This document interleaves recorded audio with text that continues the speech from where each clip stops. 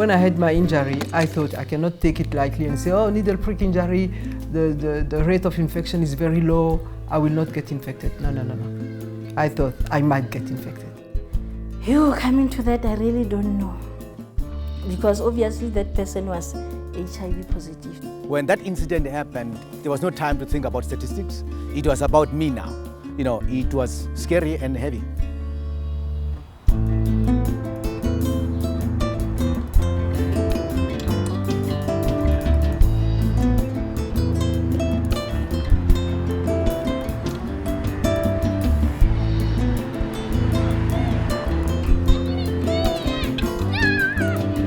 Protecting everyone means first protecting healthcare workers. They are the bridge between the hospital and the community. Delivering healthcare should not make anybody ill, inside or outside the hospital. Yet, every day, healthcare workers face the risk of needlestick injury. Dr. Emmanuel Kabamba works with AIDS patients. She experienced a needlestick injury after drawing body fluids from a tuberculosis patient who was HIV positive. I had my gloves on and everything, but when I removed the needle from the abdomen of the patient, instead of putting the tube on the bed, on a hard surface and pushing the needle, I kept it above the patient and I pushed the needle and it went in my hand. So it was a technical error from me. Ceci has been an HIV/AIDS counsellor for 5 years. A month before filming, she was exposed to the blood of a TB patient who became agitated when she was drawing blood for his HIV test. I put the glove on one hand and then forgot to put the glove on the other hand. I pricked the patient on the finger, and then when I was about to pour the blood on the kit, and then that blood, I did have a cut here on my index finger. So the blood of that patient dropped in my cut, and only to find out that that patient was HIV positive. These injuries highlight the need for all healthcare workers to protect themselves from exposure to pathogens that may be present in blood and other body fluids. Universal precautions are powerful reminders to help healthcare workers maintain vigilance at all times and with all patients, regardless of their health status. These precautions include hand washing, using and throwing away gloves, wearing masks, goggles, and a gown or apron against spatter, never recapping needles, and always putting used needles into a sharps container. This is a sharps container used in all hospitals. It is a safe method of disposing of your sharps, blades, and needles to protect the health worker and the community. After using of a needle, the healthcare worker does not recap the needle. It is placed immediately into the bucket, which, as you can see, is completely sealed off. This is the maximum level for filling the bucket with sharps before it gets sealed and disposed of. Safe waste disposal is the final step in protecting healthcare workers and the community. In this case, waste is removed by a private company for incineration.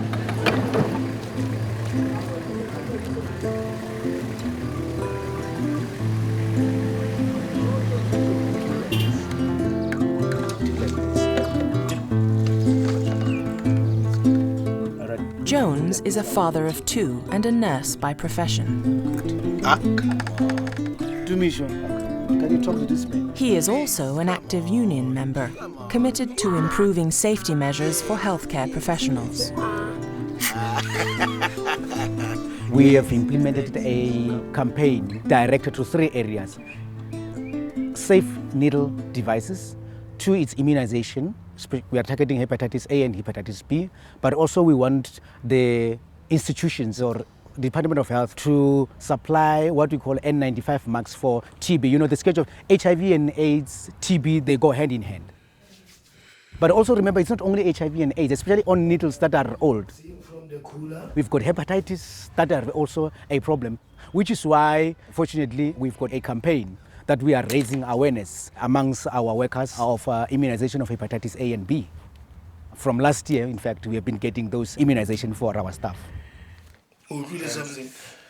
People must be aware that hepatitis, it is highly infectious, and it can be controlled, and it can be managed. And needle pricks should be reported immediately.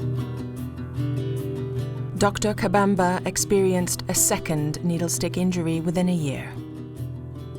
This time, she was drawing blood from a newborn baby. When the needlestick injury happened, I froze. Everybody was, you know, like frozen in that room. And then after that, okay, it's like I came back to my senses and I said, okay, let's do something about it. Then checking the file. What is the status of the mother? And then it was unknown. So we decided to go the next step, to declare that I had a needle prick injury. Needlestick accidents also occur when setting up IV lines. Yet safe needle devices have existed for over a decade as a result of years of research to make all needle sticks harmless. The costs of safe IV needles and finger sticks are now as low as for the risky ones. Although safe syringes still cost more, some countries have adopted safe devices for all purposes. There are countries that have taken to the safe needle device, so they've made a commitment to totally prevent any possibilities of needlestick injuries. Why would we need to expose healthcare workers and the community to that extent when for the past 11 years there is a safe needle device that is available and used in other parts of the world? Why shouldn't our healthcare workers have the right to use them? We feel that much work needs to be done in quantifying what the actual cost is of having a worker injured as compared to using a needle that costs a few rand more. We hope that we are able to conclude an agreement with the government that the public health sector will inevitably only use safe needle devices so that we can prevent any exposure. The best available safe needle devices are based on retractable needles. This will protect the healthcare worker and the community at large. This is the retractable needle. It is very safe to use. As you can see, the complete needle is being retracted in. There will actually be no needle prick injury because there is no needle to prick the healthcare worker. It is safe if it's not being disposed correctly too.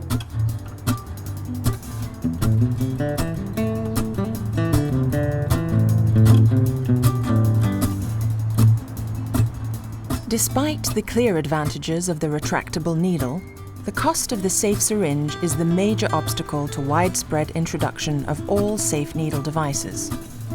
Yet this cost can be addressed with campaigns to reduce injection overuse. Meanwhile, healthcare workers continue to be injured.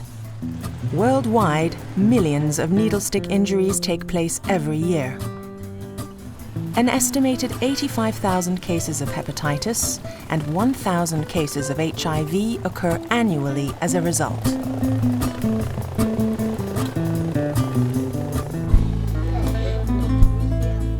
Jones was injured when throwing away a refuse bag into which a used intravenous needle had been incorrectly discarded. What is the other man? Injuries like his cause a range of emotions. To tell the truth, my feelings were mixed up. As an African man, I could not show that I am, fearful or I'm not comfortable. But deep down in me, knowing the dangers of needle prick injuries, I was scared. I was very scared. After a needle stick injury, people are scared in general to come forward, because there is a lot of stigma attached HIV is most of the time, let's say 96% of the time, sexually transmitted. And also because of the cause of the disease, which is a deadly disease. We know that there is no cure for HIV. So people are really scared. It was like not easy, I can tell you. It was not easy.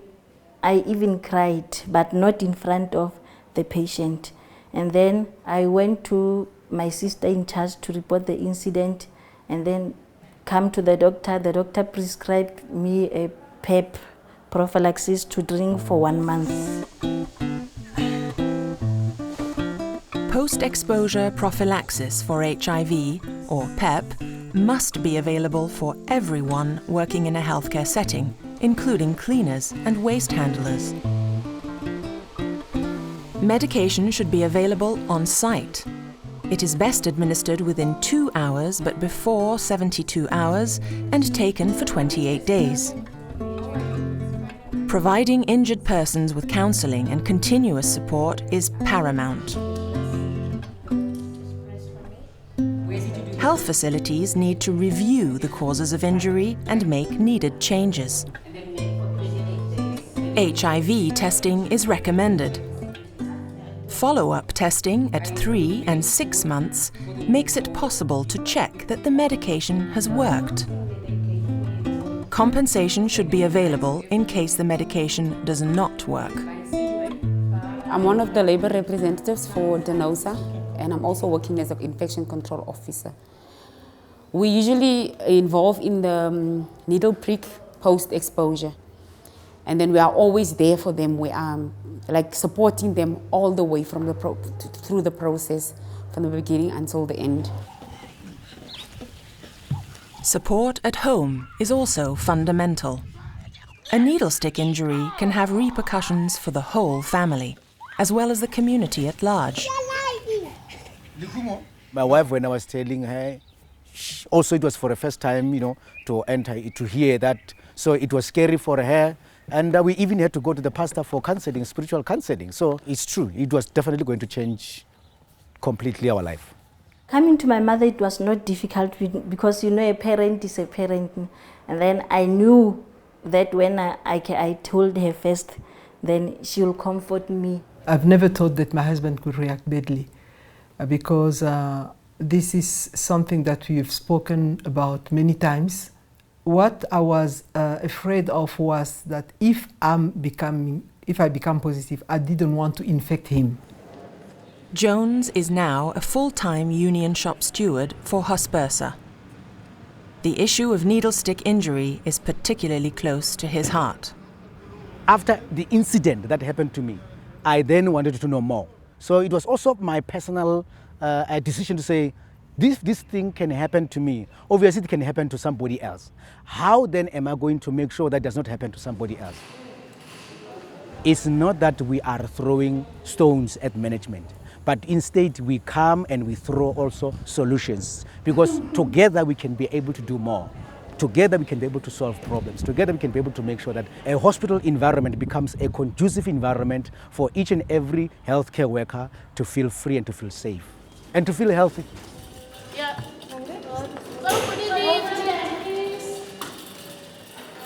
We do have an occupational health safety officer along with the infection control officer who are daily involved in actually educating the staff about the dangers of needle prick injury. It's a continuous process. It's actually teamwork which can be developed for the common good of all that is involved in healthcare. Training for prevention helps to reduce and manage needlestick accidents. But only universal implementation of safe needle devices can lead to the elimination of these injuries. A needlestick injury is a stressful personal experience that can deeply affect healthcare workers. I've learned a lot. The first thing that I've learned to live with a stigma. And I understand people panicking, crying, losing appetite, losing weight, having nightmares, because they know that either they are HIV positive, or they might be HIV positive, or their partner is positive. After this, I think that I may have to find something, some psychological help. Because like I said, I'm still traumatized. I keep on thinking about that. I'm gonna have to be careful, more careful. Even if the patient is aggressive or what, I must put my health first.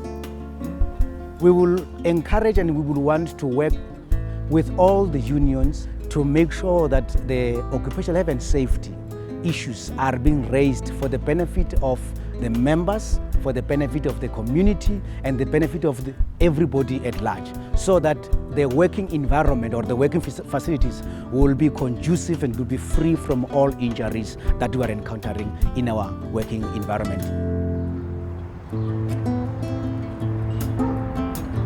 To ensure the protection of workers and their communities, Public Services International, PSI, is committed to eliminating all risk of needlestick injury through the worldwide introduction of safe needle devices in all healthcare settings.